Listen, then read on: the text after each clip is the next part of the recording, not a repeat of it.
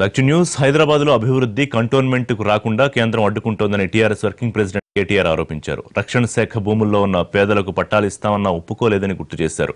ఇష్టం వచ్చినట్లు రోడ్లు మూసేసి లక్షల మందిని ఇబ్బంది పెడుతున్నారని మండిపడ్డారు కేటీఆర్. మల్కాజ్గిరి టీఆర్ఎస్ అభ్యర్థి రాజశేఖర్ రెడ్డి తరపున కంటోన్మెంట్ సిక్ విలేజ్ లో కేటీఆర్ రోడ్ షో నిర్వహించారు.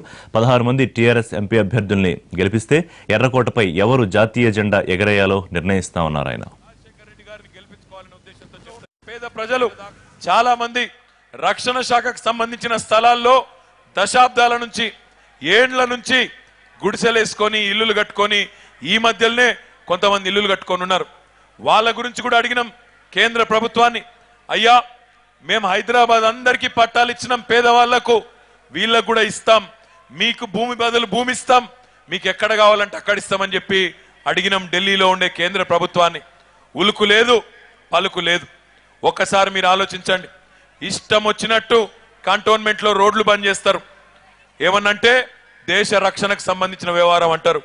లక్షల మందికి ఇబ్బంది కలుగుతున్నదంటే కూడా పట్టించుకోరు.